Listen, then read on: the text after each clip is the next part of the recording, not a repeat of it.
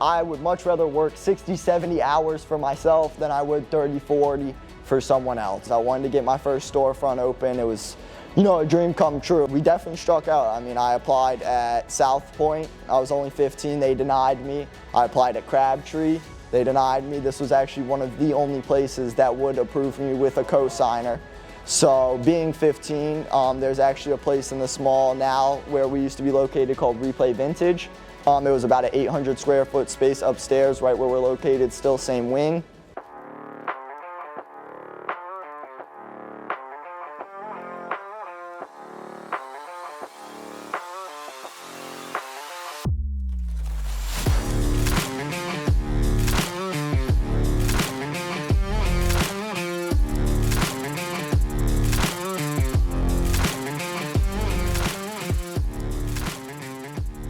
Welcome to the podcast. Now today is a very special episode. Not only is it the kickstart to our podcast, I'm joined by a very special guest, Mr. Chance Farrell himself. Many of you know him as Chance, the owner of Chance's, but this is a good buddy of mine. Appreciate you having me on today, Si. What's going on, everyone? Pleasure to be on here. It's an honor to be on the first episode of podcast for sure. Now, I wanted to start this podcast with a quote I heard not too long ago. The choices you make today determine who you are tomorrow. For sure. That's definitely a good quote. Being young, especially with the store, a lot of us, 18, 19 years old, a lot of our friends, same age, we see them out, partying, drinking, whatever the case may be at college. Exactly. And it's hard, waking up and choosing a different path from them every morning. But I think it's kind of what you and I have instilled in our mind for the past few years now. That's the game. You got to sacrifice certain things in order to build up the other. For sure.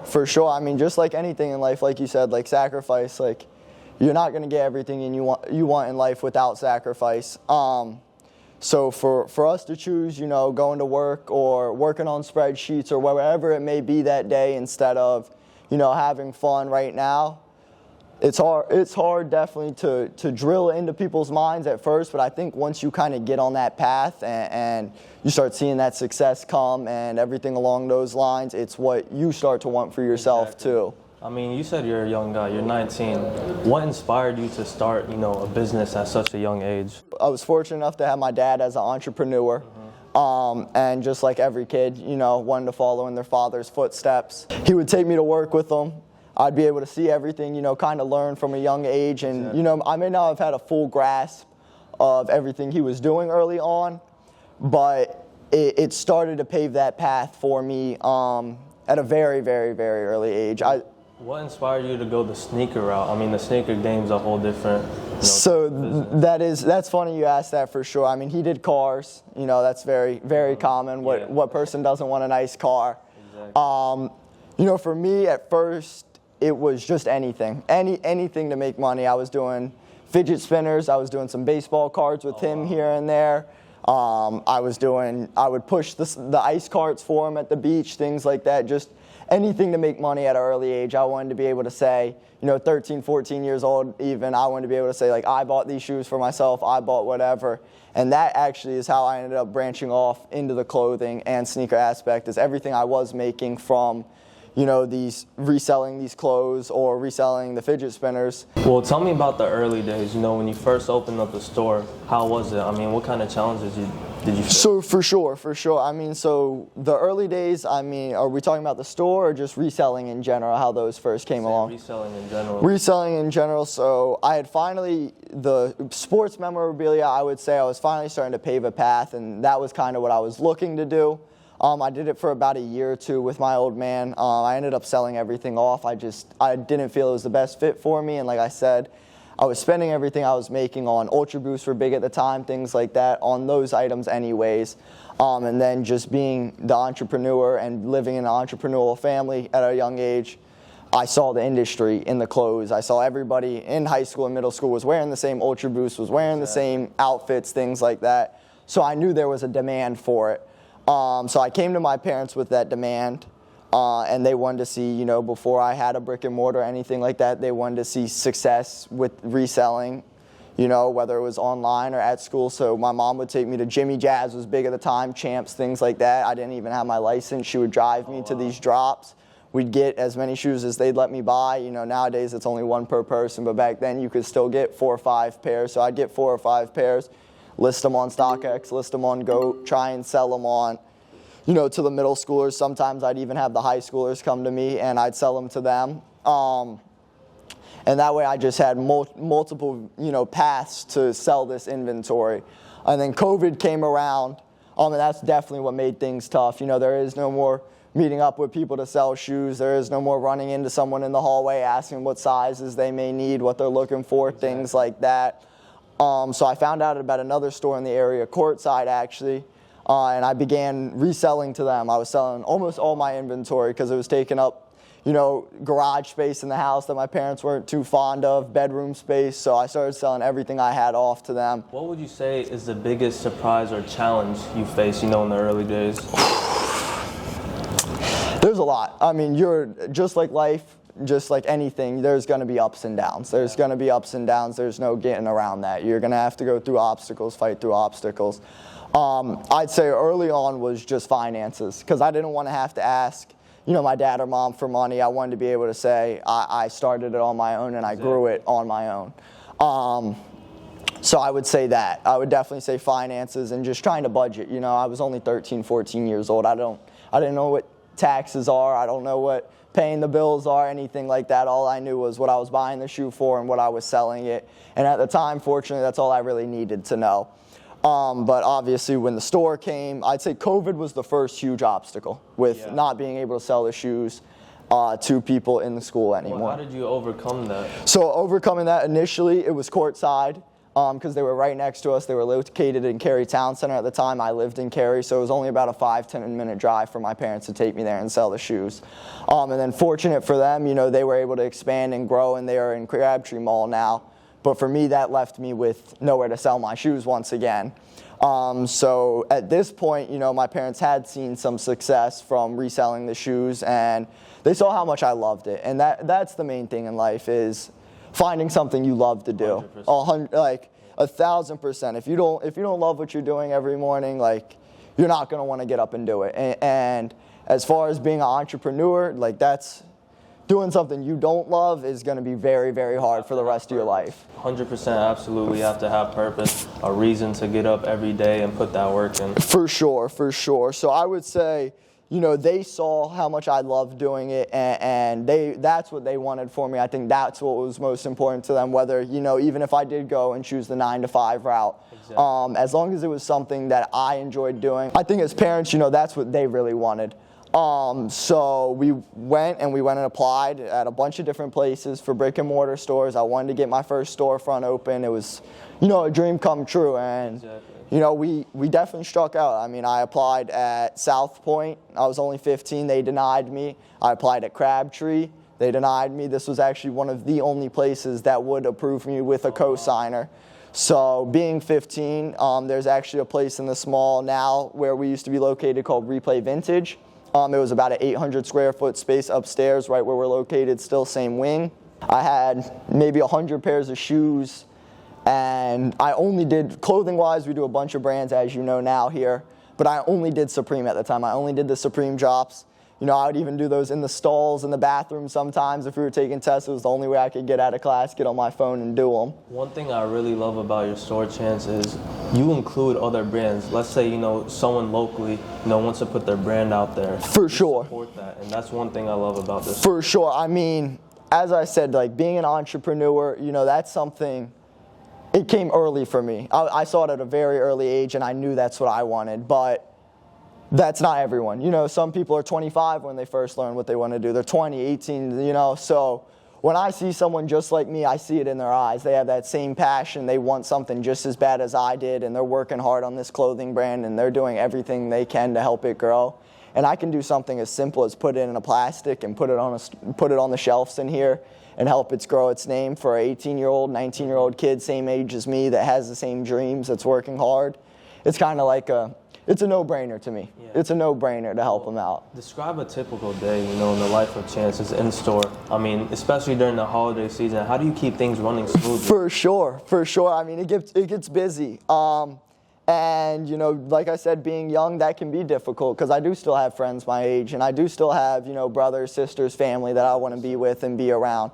So I'd say day in the life, it's early. I'd say usually we open here at 10. I'm usually up 8, 9 a.m. during the holidays, going through the sales the past day. Got to see what's sold. If we're running low on those items, if item quantity's down to about 1 or 2, it's time to call the suppliers, call the consigners, get a list together of what we need, because with the holidays, you can't afford to be on low on anything, especially being a resale store, because we have months we know are going to be slower than the others, and then we have months like the holidays we know we have to capitalize on, and those are our months.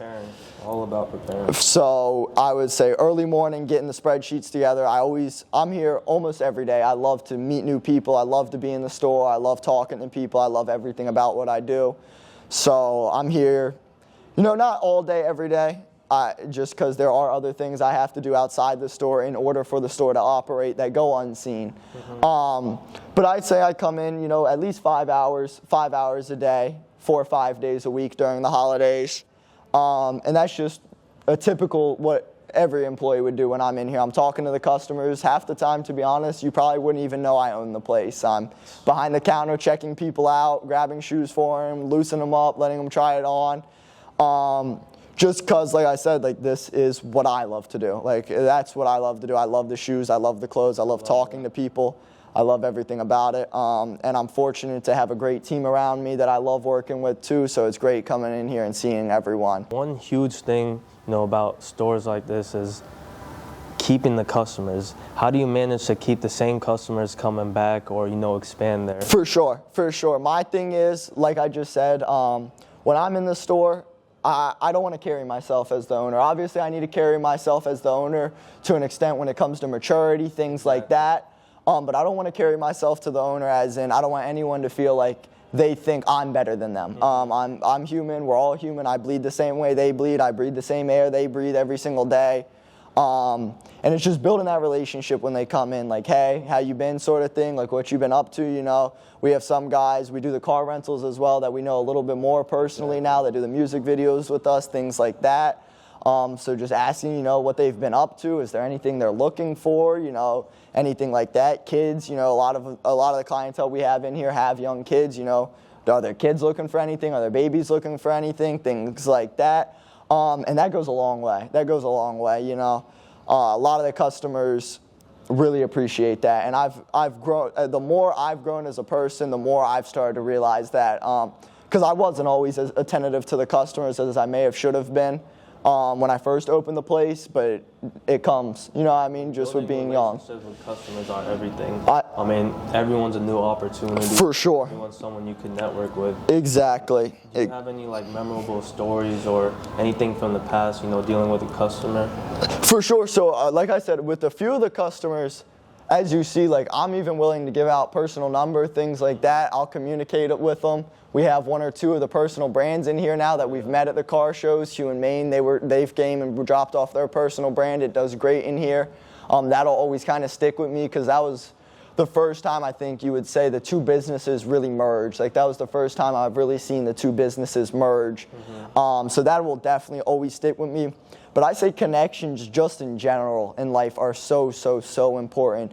For me, I was fortunate enough, I played hockey growing up. I was fortunate enough to go to a prep school my junior and senior year and build some connections there. And, schools there are worldwide. So I have foreign exchange students, everything. I have Germans, I have French Canadians, Czechs, and being able to learn from these people and their habits, how life is over there, and seeing how they've grown in America, things like that. One of the guys that went to our school is actually a consignor at this store now. Oh, wow. So that's awesome to see. World. Small world, exactly. Same passions, things like that. You realize that we really are just all human, whether, no matter what culture we come from, things like that. Tell me, what's it like being 19 and a business owner? Especially balancing work life with personal life, school, all that. 19 and being a business owner is I won't act like it's not a dream come true. It's a dream come true, but there are things that aren't always easy. For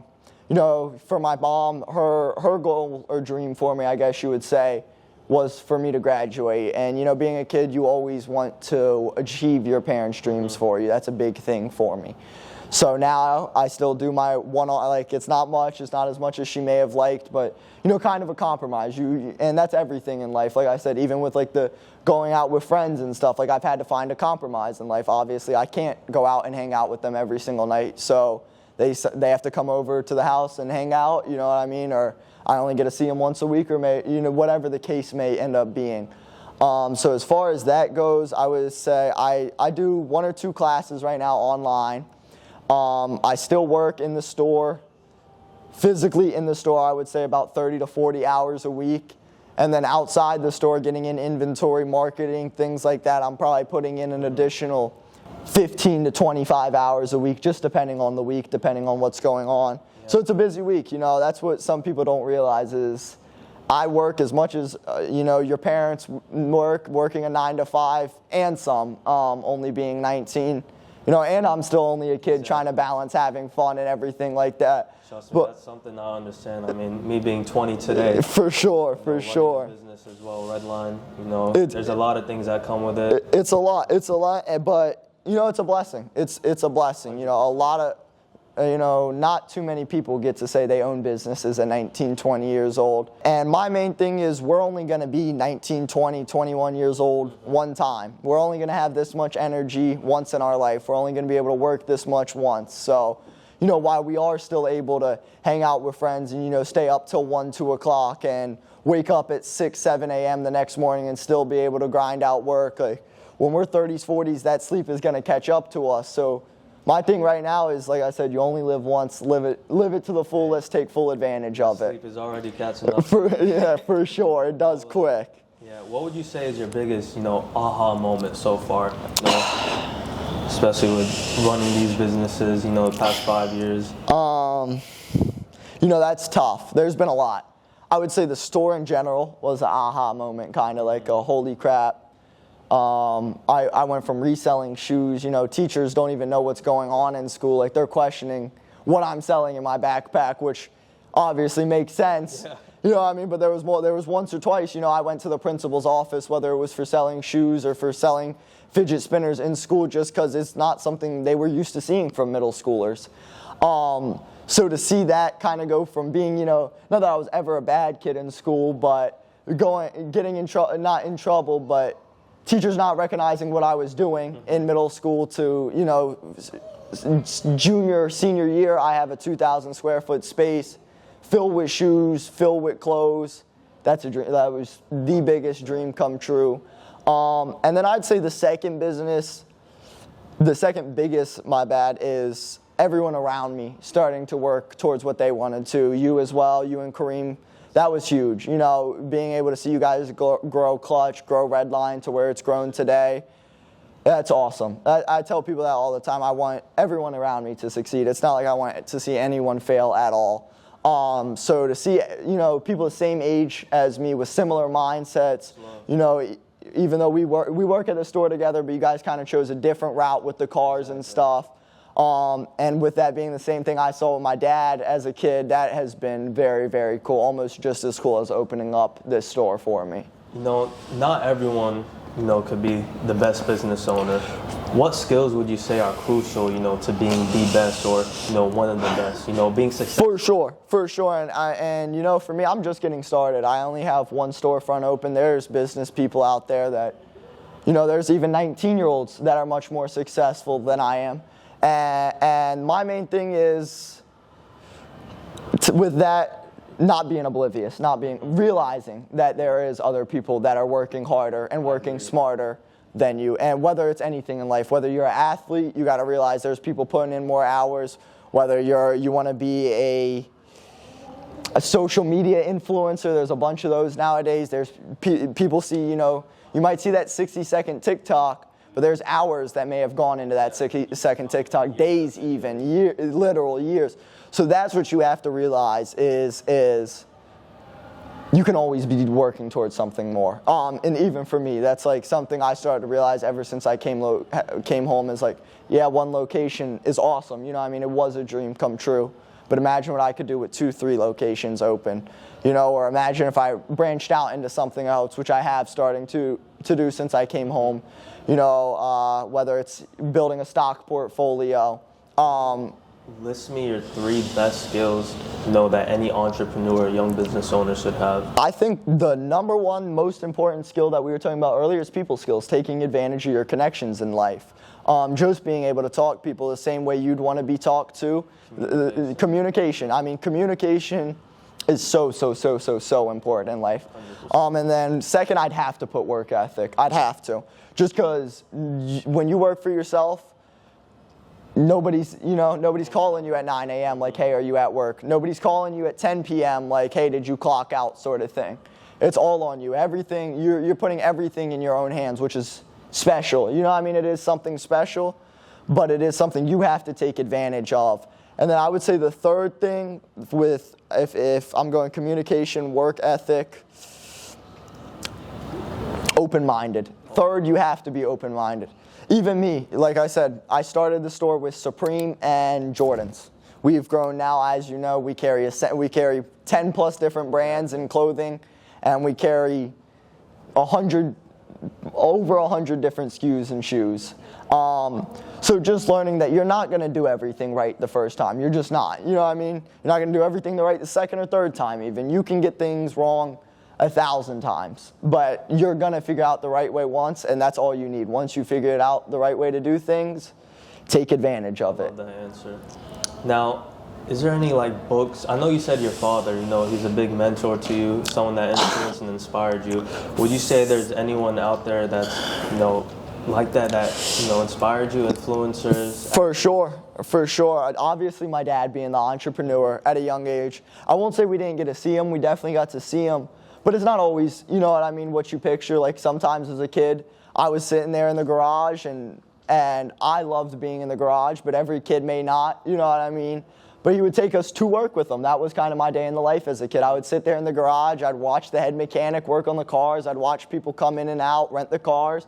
And that's what was so cool to me, because I was fortunate enough to meet some very cool celebrities at a young age due to my father's business.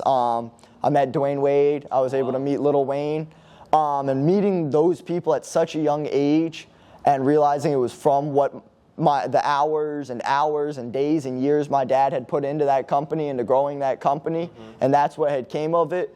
You know, like I said, I may not have realized taxes or anything like that, anything that was going on in the back end of the business at a young age, but I was still able to recognize that my father had put in this hard work, and I was able to see what that hard work, you know, what that built for him, or what he had built with that hard work, I guess you would say. Huge influence, especially to their son. So yeah, I would definitely say he was a big influence on me.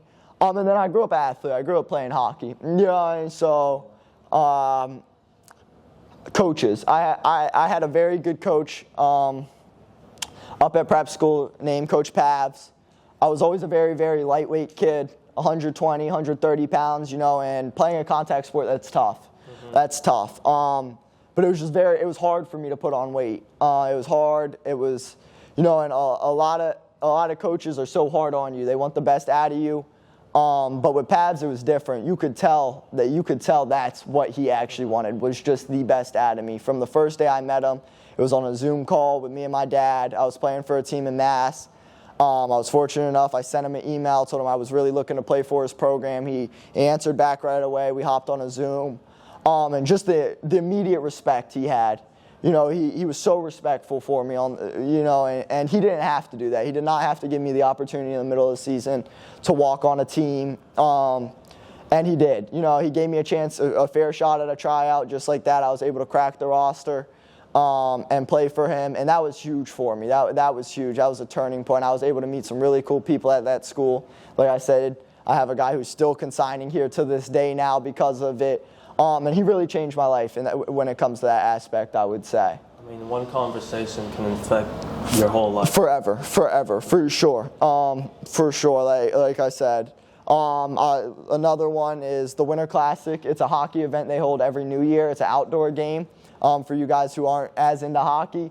It's an outdoor game. It's probably the biggest game besides the playoffs each year. You ended up playing? And no. But I was able to go. The Boston Bruins are my favorite team. I like all Boston teams. It's like the actual. Yeah, and I was able to go to one. And just by dumb luck, we were actually staying in the same hotel as the Boston Bruins. This game was in Notre Dame.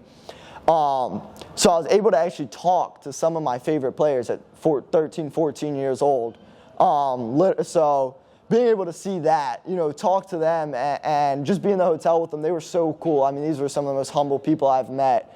It was David Pastrnak was one that really stuck with me because he was young at the time. He was 19 coming into the NHL, and he was also very light. He was 155 pounds, 165 pounds, right around there. So that was someone I always looked up to. I always modeled my game after his. So to be able to talk to him, see him in person, things like that was also, it's like meeting your idol. It's a dream come true. Now, you said you've met a lot of your idols, a lot of famous celebrities. What would you say is a common characteristic you see in these people? A common characteristic you could tell is, as crazy as it is to say, with these athletes is, they're almost delusional as into how much they believe in themselves, which is, a lot of the times when you hear that word delusion, you don't tie it into the best things. But with them, they are so delusionally confident in themselves that they can do it and then they can get it done. That is something that they all have in common, and I think that's why they're at where they're at. You know what I mean? Confidence is a huge thing in life. Whether it's at the store, whether I'm confident I can grow the store, or they're confident they can go out there and hit the game-winning shot.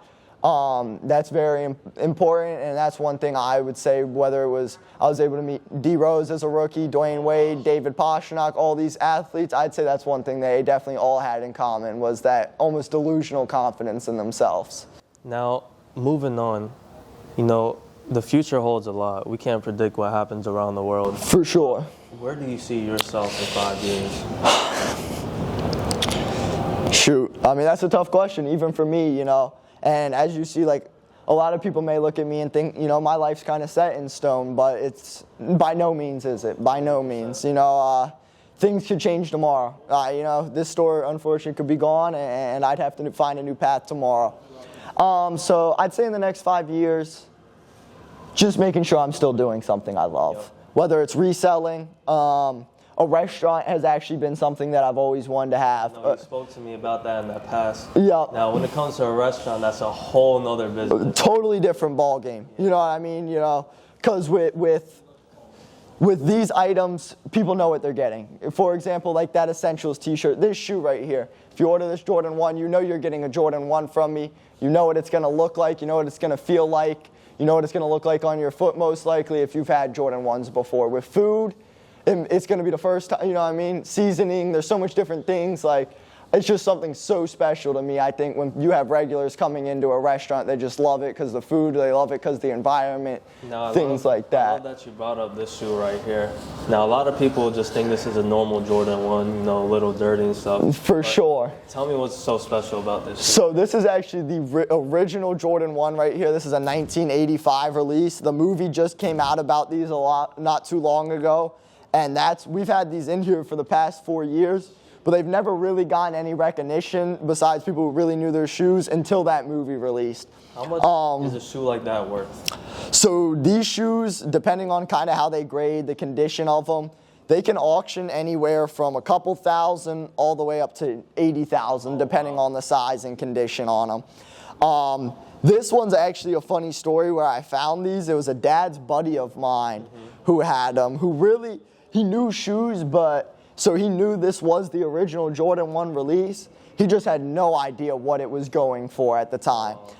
So obviously, being my dad's buddy, I wasn't going to take advantage of him, anything like that. We spoke about it, and he brought the shoes in on consignment. One thing we've been working on with these now, as a lot of you guys may know, Jordan is from North Carolina, so Jordan did not, doing sports memorabilia, I know Jordan did not sign too many things. Obviously, he had to sign X amount, but he doesn't just go around signing things. So our goal for these has definitely been to get Jordan to sign them, because that is something It would be a very major collector's piece at that point. But once I was able to get you, Kareem, and then you came along, and we were able to have a bunch of young entrepreneurs with the same mindset and kind of similar goals, we really started to take off. So as far as from personal experience, that's what I would say. Really surround yourself with people who have the same dreams and goals. I know owning a business, a lot of people that don't own a business have different misconceptions or myths about owning a business. I mean, is there anything you could say about that? I'm not, I'm still young, so I'm not too sure as far as, people my parents' age, what their conception may be on me.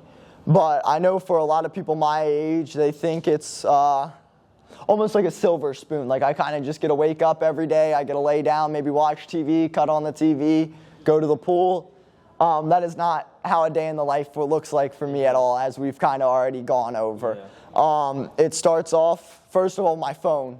The phone is the first thing. When you are starting to become a business owner and taking advantage of those connections, the phone goes off all day, all hours. It's went off 4 times already. Exactly. We've been interrupted already a few times, unfortunately, as you've seen. And it's just all hours of the day. But like I said, it's what I love, and it's a sacrifice I was willing to make. At any given moment, I may have to stop what I'm doing and take a business call. Yeah. But it's nothing to me nowadays. Like as I'm sure it is for you. Like if your day stops because of a red line call, that's just a part of the day. It's just a day in the life now. I mean, when you're not running the store, obviously you said you're dealing with a lot, out of the store. But what's it like in the day life of Chance? Like, what hobbies or interests do you have outside? Oh, for sure. Like I said, I'm still a kid. I'm still only 19. I love to drive around in my car. Like, I love to skate still. I grew up an athlete. I still love hockey. I love to skate, get on the ice. My little brother plays, get on the ice with him when I can. I love going to Fenton shopping plazas. I like to go shopping. I like to go to the beach. I like to go surfing. Like, we're still all just kids. You know what I mean? Like I still enjoy the little things, even if I may not be able to do them as often anymore. We work 24/7. For sure. What keeps you motivated and inspired? Well, I would say, and I know not everyone is able to, you got to find something. For me, it was the lifestyle my parents were able to provide me as a kid. I want that for my kids. That's a dream. I want my kid, if he wants to play a travel sport, if he has, a passion, whether it's basketball, football, hockey like me, if he has a dream at an early age, I want to be able to give him every opportunity he can to get to that dream. And that's what inspires me, even being only 19. For sure. How do you stay ahead of everyone else? Staying ahead of the curve. That's a good question. That's a great question. For clothing brands, as you know, there were some brands we were very, very early on. Warren Lotus, things like that. And with social media is the main outlet, I would say, nowadays. I'm very in tune with stylists, things like that on social media, what they're wearing. Denim Tears, for example, is another great one. We were ahead of the curve on Denim Tears because Denim Tears was sent out to a lot of the big streamers, Kai Cenat, like them. And obviously, being young, we saw clips of those streams and them wearing that brand. And anytime you get an influencer that large to wear a brand and to actually promote it, he's doing Instagram photo shoots in it, he's wearing it consistently on stream, things like that. There's going to be kids, there's going to be young people that want to be, that look up to the Kai Cenats of the world, that want to be, like I said, streamers. So they're going to want to wear the same things as them, talk just like him, things like that. He's changed the game. Completely. Definitely shout out to Kai Cenat. Definitely. He has changed the game entirely. The guy makes a full-time living off streaming nowadays. You told my parents people did that 30 years ago, they would look at you like you were crazy. You told someone that 10 years ago you made a living off cutting on your phone and recording what you did every day, they would look at you crazy. So I would say that is one way for sure. Like the big influencers and things like that, what are they wearing? Do they have anything early? And then just giving it a try. Like you said, we're going to have failures in here. We've definitely had brands I've brought in that we barely sold. You know what I mean? Or we've had brands like Kith. I think Kith was a very good one. Kith was a brand I learned about up at prep school in New England. It's very big in the New York area. And I wanted to give it a try down here just because I was such a big fan of it. And for the first year, I think we probably sold 2-3 items of it. It would, from a business aspect, it failed. But now when wintertime rolls around, they make very high quality hoodies, things like that, and it moves very well for us, and people love it. And you even see other stores in the area carry it now. And that was very cool for me. That was like my first, holy crap, like I actually discovered this, because obviously with the Jordan and Supremes when I started the stores, Jordan's been around forever. Supreme had been around for 3-4 years already and been resold on StockX. And not that Kith hadn't been around, but it was definitely new to this area. It was definitely big in New York, like I said, but it was not big in North Carolina at the time at all. Yeah, I mean, nowadays, every 3 months there's a new trending brand. For sure. Hellstar, Spider came out of nowhere and just... Definitely. Definitely. Spider, obviously, a little bit different. That was Young Thug's personal brand that he was able to grow into its own thing, and it's doing great. Like you said, there's going to be new curves. The SBs, so that's something that I've always loved growing up being a surfer. But as you've seen lately, the SBs are really starting to take off with everyone. The Power Puffs was a big collaboration they just did that we saw move really, really well in store. And I think that's great, though. I think that's great watching, the fashion trends come and go, because if not, everything would just be stale. Like I would have essentials in here now. I'd have it in here in 10 years, and it's kind of like, okay. I mean, I feel like everything's coming and going to the point where 20 years from now, what are people going to be wearing? What's the new trend going to be? For sure, and that's what I keep telling people, because, people come in here, and with the economy, this hasn't been the best year for the resale market by any means. And they're kind of just asking me what's next for me. And my thing is, we've seen it come and go before.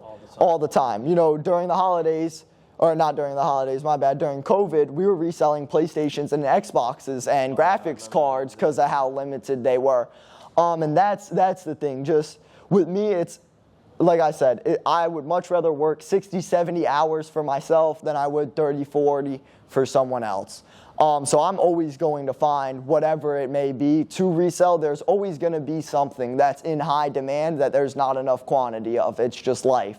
That is just supply and demand, literally. Now, working around sneakers for the last 5-6 years, what would you say is your favorite sneaker of all time? Ooh, that's a tough one.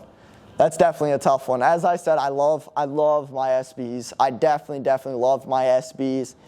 But I would have to say Travis made my favorite shoe of all time. I'd say the reverse one mochas are my favorite shoe of all time. Just that cream and white colorway kind of goes with everything.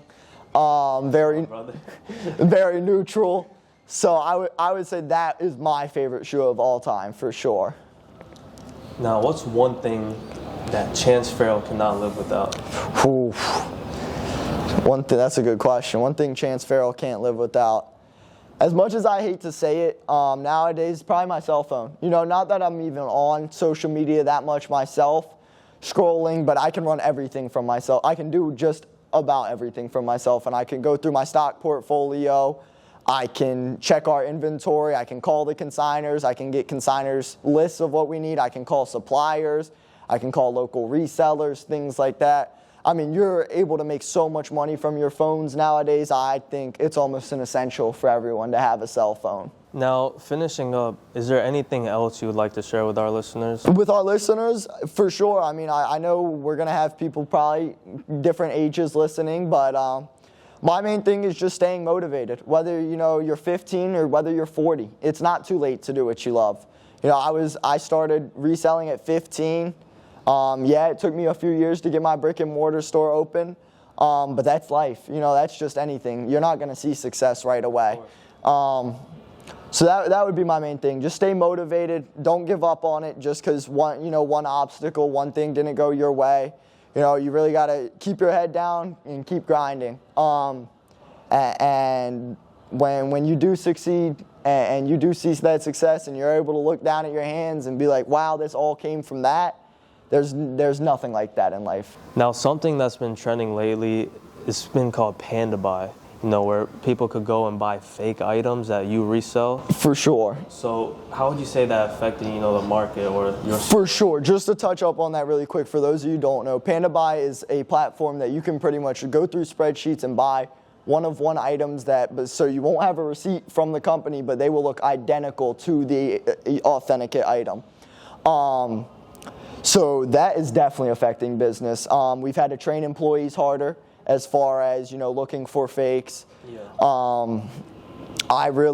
We really don't let, besides the managers, even buy anymore. Now when you come in store to sell something, you almost have to have a receipt for it, because even with a trained eye, these items are such good fakes, it's hard to tell. And then the sad part really is that, there are just too many fakes slipping through, whether it's on StockX or whether it's, even local resale stores that may have them that just may not know. They may not even know that they have them.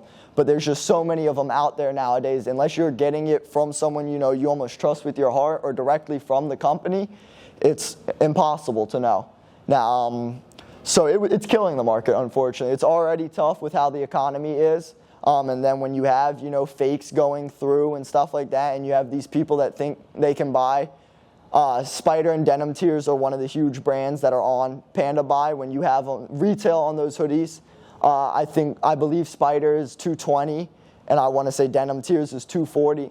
So you have people that come in the store, and think they can buy it for $180, which is impossible. If retail is $220, $240 on these items, unless you are stealing it from the factory, there is no possible way anyone could buy it brand new and make any money by selling it to you. But it's a one-on-one fake, so a lot of people don't really care. If it looks the exact same when you're out and about doing your thing, what's going to make someone want to spend, that $400 or that $300 versus that $180? And that's been something that's tough. Because a lot of people, like we were talking about and we touched up in the podcast earlier, was just want to be like these influencers and these other people online. So as long as they're wearing something that looks the exact same and they can post on Instagram and TikTok and things like that and look the exact same as them also, like I said, what's going to install in their mind that they should spend that $300 versus that $180? Well, I know you said you love connecting with people, customers, the viewers even. What's one way, the viewers could connect with the store, learn more about it? Learn more about the store, just come in. Just come in. We try and go out about too, like swing by, talk to us. I think everyone here, every employee, that is one thing when we hire people here that I'm very hard on the employees about. No matter the customer comes in, whether they look like they're window shopping or not, you go up and you talk to that customer. Because we've had people that we go up and talk to, and even if they may not buy something that day, they bring their family back, or they tell their family about us, or they tell their friends and they come and buy something. So kind of like I was touching on earlier, like those relationships are everything. Like treat people just how you want to be treated in life, and it's going to go a long, long way. So as far as connecting to the store, we try and go to all the local events. Like I said, connecting with the kids and other people 15, 16, or even my age in the area is important to me. So I try and go to all the events in the area. I try and come into the store as often as I can to come in. I answer the DMs personally. Yeah. I answer the store phone personally when I'm in the store. So I love that. I love when kids swing by and follow the YouTube channel and ask about the YouTube channel. That's the type of stuff, obviously I know I'm not quite a celebrity yet, anything like that, but that really makes my day. That is another thing that definitely keeps me pushing. Like, I am living these kids' dreams, and to see that and to be a good role model for these kids is very, very important to me. Great. Chance, I appreciate you letting me come out today and, being the first guest of our podcast. It means a lot to me. For sure. It was a pleasure. I hope we can do it again sometime. Of course, we will. Anytime you need any shoes, clothing, apparel, make sure to check out Chance's. Everything will be in the description.